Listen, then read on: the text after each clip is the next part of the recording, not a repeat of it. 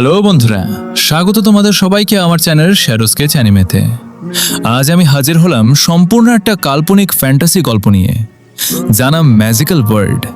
চলুন আর বেশি কথা না বাড়িয়ে আজকের ভিডিও শুরু করা যাক। ভিডিও শুরুতেই আমরা দেখতে পাই বাইরে মুষলধারে প্রলয়ঙ্কারী ঝড়। মেঘের গগনবিদারী গর্জনে পুরো ঢাকা শহর যেন কেঁপে কেঁপে উঠছে।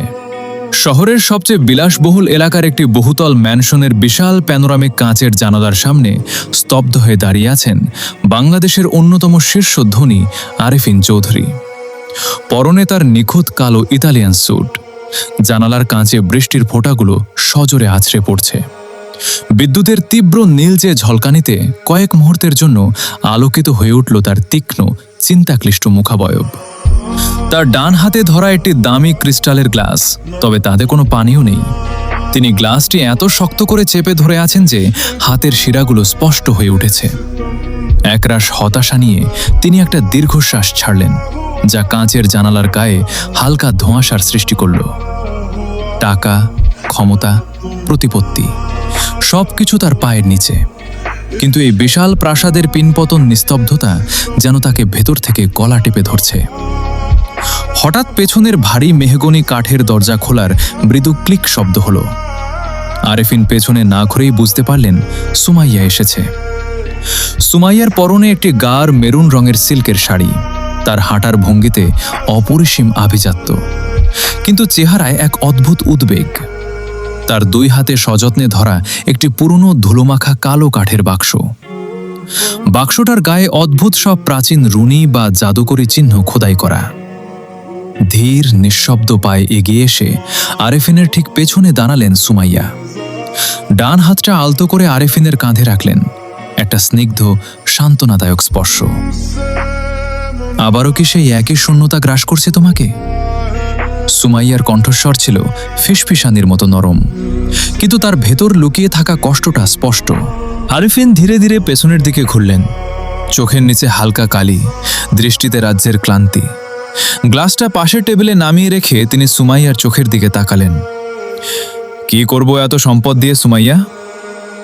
আরেফিন কথা বলার সময় তার দুই হাত কিছুটা শূন্যে ছুড়ে নিলেন হতাশার ভঙ্গিতে।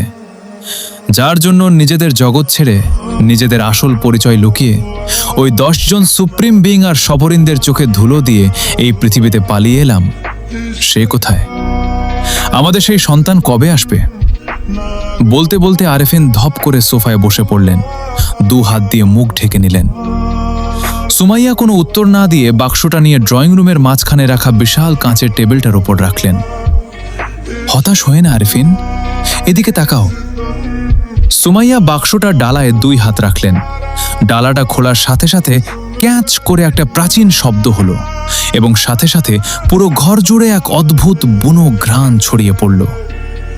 বাক্সটার ভেতরে রাখা একটি জীর্ণ চামড়ায় বাঁধানো বই, কিন্তু অবাক করা বিষয় হলো বইটার মলাট আর পৃষ্ঠাগুলোর ফাঁক দিয়ে মৃদু নীল আর সোনালী রঙের একটা স্পন্দনশীল আলো বেরিয়ে আসছে। আলোটা অনেকটা মানুষের হৃৎস্পন্দনের মতো, একবার জ্বলছে, একবার নিভছে। ধুকপুক ধুকপুক। আরেফিন সোফা থেকে ছিটকে উঠে দাঁড়ালেন। কয়েক কদমে এগিয়ে গেলেন টেবিলের কাছে। তার চোখ বিস্ময়ে বড় বড় হয়ে গেল। এটা তো গত কয়েক শতাব্দীতেও এমন উজ্জ্বল হয়নি। সুমাইয়া বইটির ওপর আলতো করে তার ডান হাতটি রাখলেন। ঠোঁটের কোণে ফুটে উঠল একটি প্রশান্তির হাসি। তার চোখ ছলছল করে উঠল। এর মানে সময় ঘনিয়ে এসেছে। যে জাদুকরী গ্রন্থ আমাদের পথ দেখিয়েছিল তা আজ জানান দিচ্ছে আমাদের অপেক্ষা শেষ। কথাটা শেষ হতেই হঠাৎ বইটি সুমাইয়ার হাতের নিচ থেকে নিজে থেকেই শূন্যে কয়েক ইঞ্চি ভেসে উঠল। আরেফিন আর সুমাইয়া দুজনেই চমকে এক পা পিছিয়ে গেলেন। বইটির পাতাগুলো সজোরে উল্টাতে শুরু করলো, ফরফর ফরফর শব্দে, যেন কোনো অদৃশ্য ঝড়ো বাতাস পাতাগুলো উল্টাচ্ছে। ঘরের ভেতরের লাইটগুলো কাঁপতে শুরু করলো, ঝাড়বাতিটা দুলতে লাগলো। হঠাৎ পাতা উল্টানো থেমে গেল মাঝখানের একটি নির্দিষ্ট পৃষ্ঠায়। সেই পৃষ্ঠা থেকে তীব্র চোখ ধাঁধানো সাদা আলো ঠিকরে বেরিয়ে এলো। আলোটা এতই তীক্ষ্ণ যে আরেফিনকে হাত দিয়ে চোখ ঢাকতে হলো। কয়েক সেকেন্ড পর আলোটা স্তিমিত হয়ে এলে তারা দুজনেই রুদ্ধশ্বাসে ঝুঁকে পড়লেন বইটির ওপর। ফাঁকা পাতাটির ঠিক মাঝখানে জাদুকরী সোনালি আগুনে লেখা একটি নাম ফুটে উঠেছে, আরিয়ান। আরেফিন সুমাইয়ার দিকে তাকালেন। দুজনেরই চোখে আনন্দাশ্রু। আরেফিন সুমাইয়ার হাতটা শক্ত করে চেপে ধরলেন। তারপর আমাদের সিন চেঞ্জ হয়। পৃথিবী থেকে কোটি কোটি আলোকবর্ষ দূরে মাল্টিভার্সের অন্য এক প্রান্তে। আন্ডারওয়ার্ল্ডের চারদিকে ফুটন্ত লাভা আর রক্তবর্ণের আকাশ। হাড় দিয়ে তৈরি এক বিশাল সিংহাসনে হেলান দিয়ে ঘুমিয়েছিল এক রেড ভ্যাম্পায়ার লর্ড। হঠাৎ তার টকটকে লাল চোখ দুটো খুলে গেল।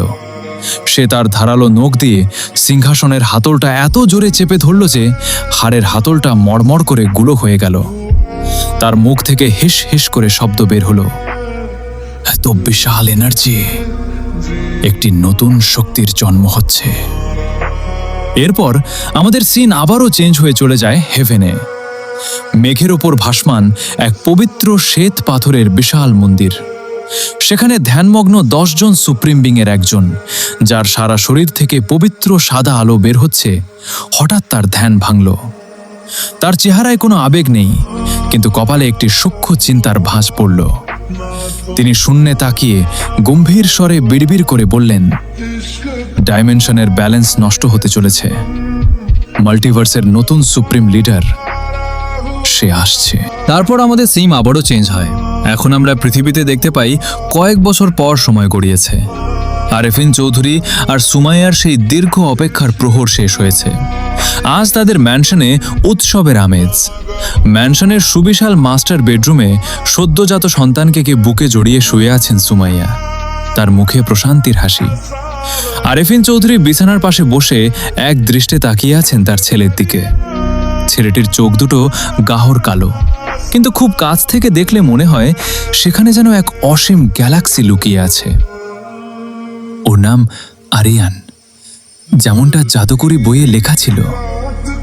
আরেফিন ফিসফিস করে বললেন। তার আঙুল আলতো করে ছুঁয়ে দিল আরিয়ানের তুলতুলে গাল। ঠিক সেই মুহূর্তে একটা অদ্ভুত ঘটনা ঘটল।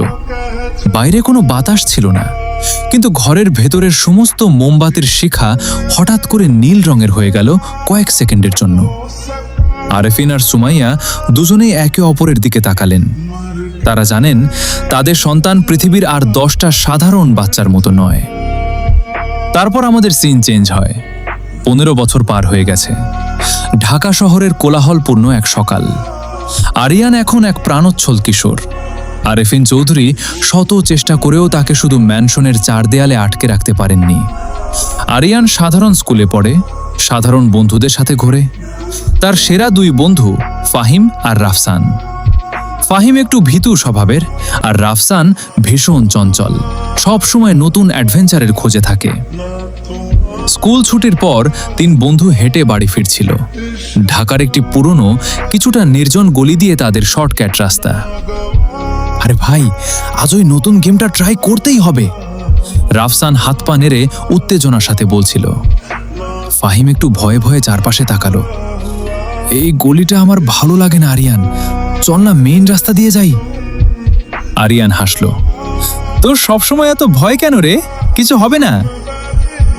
হঠাৎ করেই পরিবেশটা কেমন যেন পাল্টে গেল। গলির ভেতরের তাপমাত্রা এক ধাক্কায় কয়েক ডিগ্রি কমে গেল। মে মাসের গরমেও 3 জনের শরীর দিয়ে একটা হিমশীতল স্রোত বয়ে গেল। গলির শেষ প্রান্তে একটা ছায়া ধীরে ধীরে বড় হতে লাগলো। ছায়াটা মানুষের মতো হলেও এর নড়াচড়া অস্বাভাবিক। একটা খসখসে স্যাঁতস্যাঁতে আওয়াজ ভেসে এলো। রাফসান থমকে দাঁড়ালো। ওইটা কি রে? ছায়াটা ধীরে ধীরে আলোতে এলো। একটা মানুষ, কিন্তু তার চোখ দুটো অস্বাভাবিক লাল, ত্বকের রং ফ্যাকাশে, আর ঠোঁটের কষ বেয়ে গাঢ় লাল রক্ত গড়িয়ে পড়ছে। সে এক দৃষ্টিতে আরিয়ানের দিকে তাকিয়ে আছে। এটি সাধারণ কোনো মানুষ নয়, আন্ডারওয়ার্ল্ড থেকে পাঠানো এক লো লেভেল ভ্যাম্পায়ার, যে পৃথিবীতে জন্ম নেয়া শক্তির সন্ধান করতে এসেছে। ফাহিম ভয়ে চিৎকার করে উঠল, ভূত পালা! সে দৌড় দেওয়ার চেষ্টা করলো, কিন্তু ভয়ে তার পা চলছিল না। ভ্যাম্পায়ারটা একটা হিংস্র গর্জনের মতো শব্দ করে এক লাফে তাদের দিকে ছুটে এলো। তার গতি এতটাই বেশি ছিল যে ফাহিম বা রাফসান কিছু বুঝে ওঠার আগেই সে রাফসানের কলার চেপে ধরে তাকে শূন্যে তুলে ফেলল। রাফসান শ্বাস নিতে না পেরে ছটফট করতে লাগলো। আরিয়ানের চোখ বড় বড় হয়ে গেল। তার বুকের ভেতর একটা তীব্র স্পন্দন শুরু হলো, ঠিক যেমনটা সেই জাদুকরী বইয়ের পৃষ্ঠায় হয়েছিল। সে কিছু না ভেবেই সামনের দিকে এক কদম বাড়ালো। তাকে ছেড়ে দে! আরিয়ান চিৎকার করে উঠল। তার গলার স্বরটা হঠাৎ করেই খুব ভারী আর প্রতিধ্বনিত শোনালো, যা তার নিজেরই অচেনা লাগলো। ভ্যাম্পায়ারটা আরিয়ানের দিকে তাকালো। তার লাল চোখে এক মুহূর্তের জন্য যেন একটা ভয়ের ছায়া খেলে গেল, কিন্তু পরক্ষণেই সে তাচ্ছিল্যের হাসি হাসল। আরিয়ান তার ডান হাতটা শক্ত করে মুষ্টিবদ্ধ করল। সে নিজেও জানে না কেন সে এমন করছে, কিন্তু তার মনে হলো তার হাতের ভেতর দিয়ে একটা অদ্ভুত গরম স্রোত বয়ে যাচ্ছে। সে এক ছুটে গিয়ে ভ্যাম্পায়ারটার বুকে একটা সজোরে ঘুষি মারল। ঘুষিটা লাগার সাথে সাথেই একটা বিকট ক্র্যাক শব্দ হলো। ভ্যাম্পায়ারটা ছিটকে গিয়ে গলির দেয়ালের সাথে সজোরে ধাক্কা খেল। দেয়ালের ইটগুলো খসে পড়ল। রাফসান মাটিতে পড়ে গিয়ে কাশতে শুরু করল। আরিয়ান নিজের হাতের দিকে অবাক হয়ে তাকিয়ে রইল। তার মুষ্টিবদ্ধ হাত থেকে হালকা ধোঁয়া বের হচ্ছে। সে একটা সাধারণ কিশোর, তার পক্ষে এমন শক্তি প্রয়োগ করা কিভাবে সম্ভব? ভ্যাম্পায়ারটা দেয়ালের পাশ থেকে কোনো মতে উঠে দাঁড়ালো। সে আরিয়ানের দিকে একটা আতঙ্কের দৃষ্টিতে তাকালো। সে বুঝতে পেরেছে এই সাধারণ দেখতে কিশোরটি আসলে কে। সুপ্রিম। ভ্যাম্পায়ারটা অস্পষ্ট স্বরে বিড়বিড় করল এবং পর মুহূর্তে গলির অন্ধকারে মিশে গেল। ফাহিম আর রাফসান তখনও মাটিতে বসে হাঁপাচ্ছে। তারা ঠিকমতো বুঝতেই পারেনি কি ঘটল। তুই ওকে কিভাবে মারলি আরিয়ান? রাফসান কাঁপা কাঁপা গলায় জিজ্ঞেস করল। আরিয়ান কোনো উত্তর দিতে পারল না। সে শুধু তার হাতের দিকে তাকিয়ে রইল। তার ভেতরে জন্ম নেওয়া এক অজানা শক্তির উপস্থিতি সে প্রথমবারের মতো অনুভব করতে পারছে। তো গাইজ, গল্পটা কেমন লাগলো অবশ্যই কমেন্ট করে জানাবেন। লাইক, কমেন্ট, শেয়ার, সাবস্ক্রাইব করে আমার পাশেই থাকবেন। দেখা হচ্ছে পরবর্তী পর্যায়ে নিয়ে।